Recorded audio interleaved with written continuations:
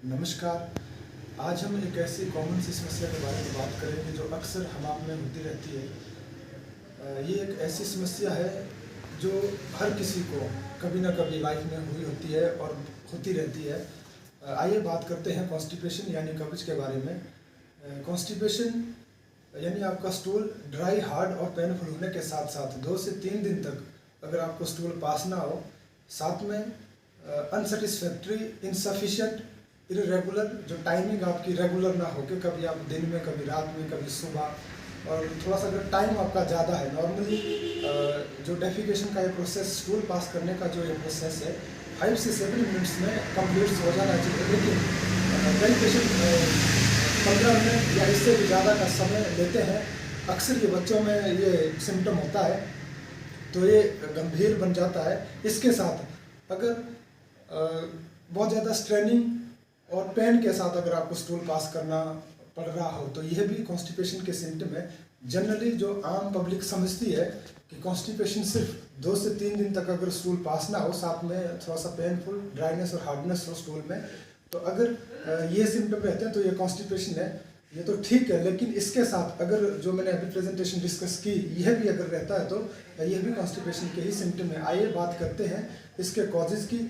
तो आपको बताना चाहूँ, जो हमारा कॉन्स्टिपेशन या कब्ज की जो प्रॉब्लम होती है ये हमारे डेली लाइफस्टाइल से रिलेटेड या हमारे खान पान से रिलेटेड, या जो अगर हमारा वाटर इनटेक कम रहता हो तो जनरली जो मनुष्य 10 से 12 गिलास हमें चाहे गर्मी हो चाहे सर्दी में इतनी इसकी ज़रूरत पड़ती है। लेकिन होता क्या है कि गर्मी में थोड़ा सा गर्मी या थर्स्ट इंक्रीज होने के कारण आदमी 10 से 12 गिलास पानी, या हो सकता है लगभग जो जितना अमाउंट चाहिए पानी का इतना ले लेता है, लेकिन सर्दी में टेम्परेचर डाउन होने के कारण पानी अक्सर आदमी कम पी लेता है, जिसके कारण कॉन्स्टिपेशन होने का प्रॉब्लम रहती है।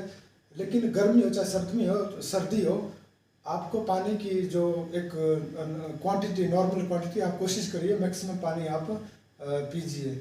साथ में बात करेंगे इसका, अगर आप में स्टमक से रिलेटेड कोई डिसऑर्डर है, लाइक आपको IBS है, इसमें भी आपकी जो बाउल मूवमेंट है वो इरेगुलर हो जाती है, जिसके कारण आपको कॉन्स्टिपेशन हो सकती है। साथ में अगर बार बार आपको डायरिया, डायसेंट्री या वॉमिटिंग के सिम्टम हो रहे हैं तो इससे भी डिहाइड्रेशन होकर अल्टीमेटली फिर ड्राइनेस के कारण आप में कॉन्स्टिपेशन हो सकती है। साथ में अगर आपका लिवर थोड़ा सा स्लगिश है, लिवर आपका कम काम कर रहा है, तो इस स्थिति में भी आपको कॉन्स्टिपेशन के सिम्टम्स आ सकते हैं। अगर आप बार बार एनीमा या एंटी डायरियल मेडिसिन या पेट साफ करने की जो दवाई आप बार बार अगर यूज़ कर रहे हैं तो इससे भी आपको कॉन्स्टिपेशन की समस्या हो सकती है।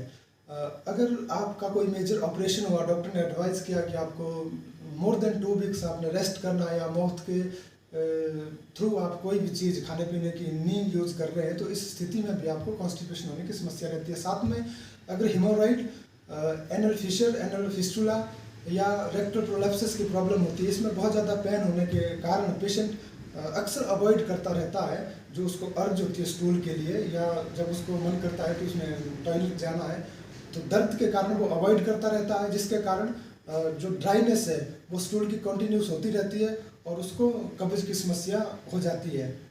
इसके साथ कुछ फिजियोलॉजिकल रीजंस देखे गए हैं कि जैसे अगर कोई फीमेल प्रेगनेंसी कैरी कर रही है तो प्रेगनेंसी के केस में भी कॉन्स्टिपेशन का खतरा रहता है। साथ में अगर आपकी उम्र थोड़ी सी बढ़ रही है तो बढ़ती उम्र के साथ भी पेरिस्टल्टिक मूवमेंट, थोड़ी सी इसकी जो मूवमेंट्स है वो घटती है, जिसके कारण कॉन्स्टिपेशन हो सकता है। तो अब आइए बात करते हैं इसके जो साइन एंड सिम्टम की। तो अनसेटिस्फैक्ट्री और इनसफिशिएंट, पेनफुल, ड्राई और हार्ड स्टूल अगर आपको रहता हो, बहुत ज़्यादा स्ट्रेनिंग और पेन के साथ आपको स्टूल पास करना पड़े, तो ये मुख्य सिम्टम रहेंगे कॉन्स्टिपेशन में। इसके साथ अगर आपको सिर में भारीपन, सिर में हेडेक, साथ में आपको भूख कम लगेगी, पेट में भारीपन के साथ साथ आपको गैस ज़्यादा बनेगी, गैस ज़्यादा सर्ज होगी, साथ में आपको वॉमिटिंग का मन हो सकता है और कभी कभी आपको पेट में दर्द भी रह सकता है, तो ये सारे सिम्टम कॉन्स्टिपेशन के कारण रहेंगे। अब बात करते हैं इसके प्रोग्नोसिस की।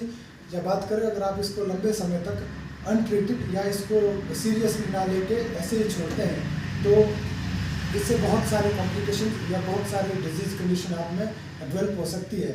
अगर आयुर्वेदा की बात माने तो मोर देन 70% केसेस, जो 70% बीमारियां जो होती है वो हमारे कॉन्स्टिपेशन के कारण या हमारा जो डाइजेशन से रिलेटेड जो डिसऑर्डर्स होते हैं इनके कारण डेवलप होते हैं।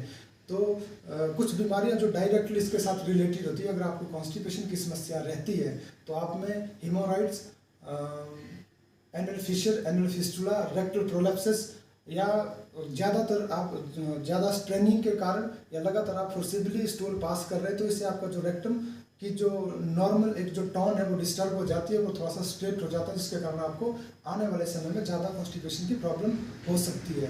आइए बात करते हैं कॉन्स्टिपेशन या कब्ज का ट्रीटमेंट की। तो इसमें हमने सबसे पहले डाइट एंड एडवाइस की ओर फोकस करना है।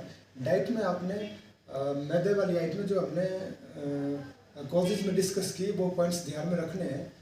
साथ में ब्रेड या मैदे वाली आइटम्स आप ज़्यादा यूज़ कर रहे हैं, स्टोर्ड और प्रिजर्व फूड उनको कम से कम यूज़ करना है। साथ में आप चोकर मिले हुए आटे की चपाती बना सकते हैं। आटे को चपाती बनाने के लिए बिना छाने आप यूज़ कर सकते हैं। साथ में जितने भी सब्जियां हैं जिनको आप कच्ची खा सकते हैं या जितने भी फ्रूट्स हैं उनको आप यूज़ कर सकते हैं। इससे आपका जो फाइबर या रफेज आपका जो खाने में रहेंगे वो इंक्रीज होंगे।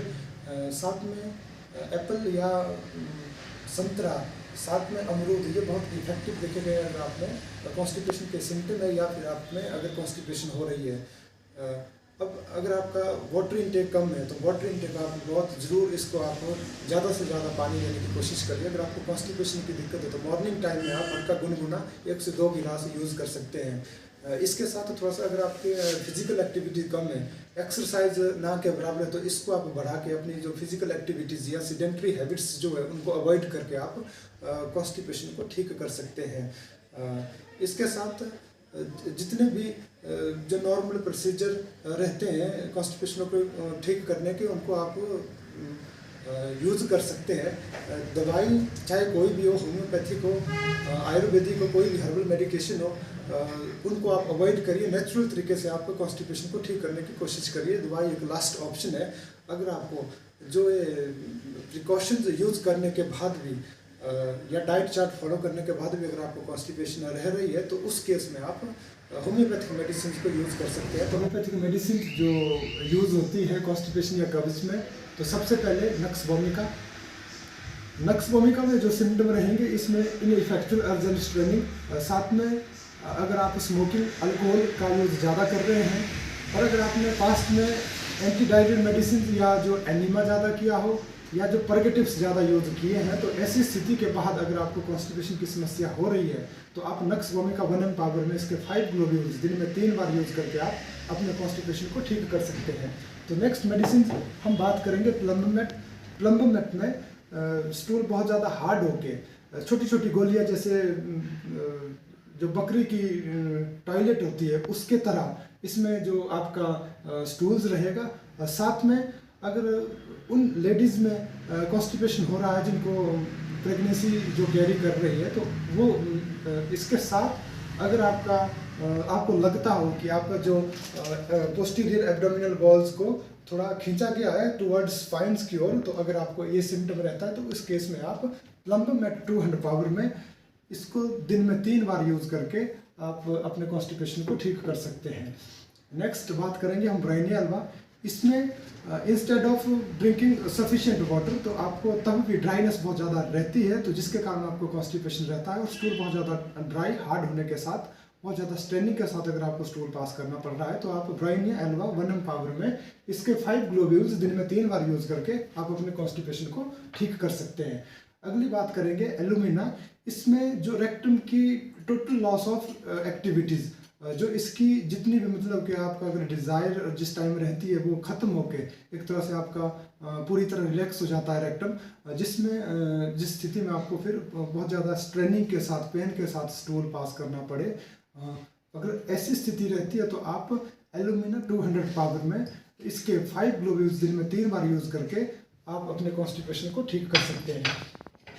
नेक्स्ट हम बात करेंगे साइलिशिया। इसमें क्या होता है कि आपका स्टूल पास होने के साथ फिर से वो वापस चला जाता है, फिर से पेशेंट बहुत ज़्यादा स्ट्रेनिंग और जोर लगा के पास करने की कोशिश करता है, अगेन स्टूल रिसीव्स बैक। अगर ये स्थिति रहती है तो आप साइलिशिया 30 इसकी आप 5 ग्लोब्यूल्स दिन में 3 बार यूज़ करके आप कॉन्स्टिपेशन को ठीक कर सकते हैं।